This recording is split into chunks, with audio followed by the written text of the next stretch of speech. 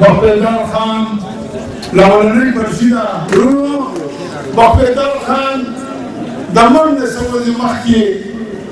ما دویل داسې مطول مرگره دویل چې ما دا خپل زوی نعیم الله خپل جانشین مقرر کړی موجه بخبیدار خان ته په ژوندی څنګه جانشین مقرر کړی نو هیڅ پته نه لګي بیمار سړی مسله ته لګي چې الله سره داسې واقع راشي نو زه نن تاسو ته دا وایم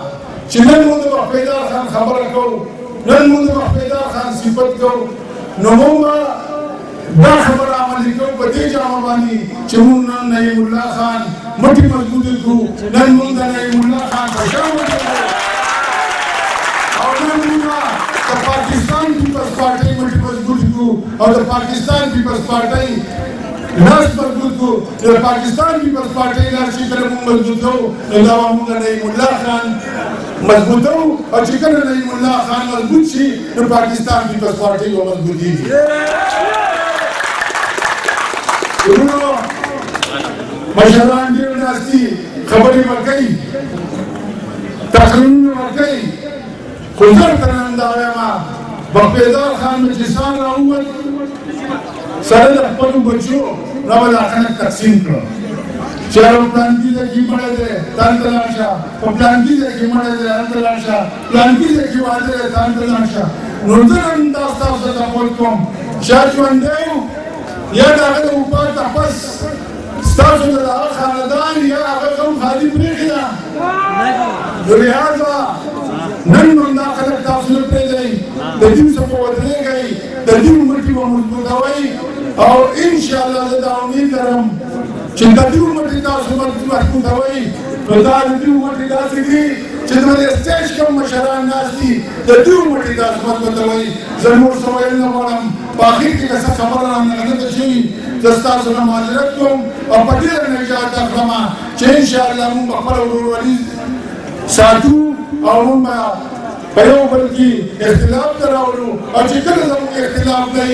کله په پیپلز پارټۍ کې اختلاف دی نو هغه مې اعلان کړی او زه ورته نه رنګوم د 2018 الیکشن بخبیدار خان ګټلی و او دغه شان دې په دې ملګری کې دا ما ګټلی و خو د څه حالاتو باوجود هغه ګټلی الیکشن یې په موږ باندې وګټو لهذا داسې مه وایئ چې موږ الیکشن ګټلی موږ په 2018 کې ګټلی موږ په 2013 کې ګټلی او موږ په 2008 کې الیکشن ګټلی ډېر مهرباني د بخبیدار خان نوم ژوندي ساتلو لپاره څنګه چې محمود زیب خان خبره وکړه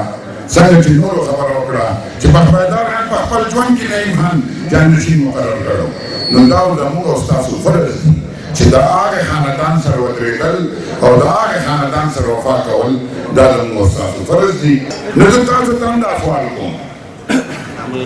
چې نعیم خان ګوره لا پوخ ډرایور نه دی نعیم خان هغه تجربه نه داسې ده کړې کوم چې په دې عمر کې د بخبیدار خان تجربه نو د هغه نه به غلطۍ هم کېږي د هغه نه به کوتاهي هم کېږي او یو حالت هم دی خو تاسو به د بخبیدار خان سترګو ته ګورئ او د هغه غلطۍ به معاف کوئ او که چېرته دې غلطي کېږي نو په کمره کې به ورته وایئ چې بچې په دې لاره تېرېدی یا داسې دې نه دی کړی یا دا کار دې غلط کړی دی نو هغه ته به پوهې ورکوئ او تاسو به هم د هغه سره دا ورورولي او دا قایم او زما دا یقین دی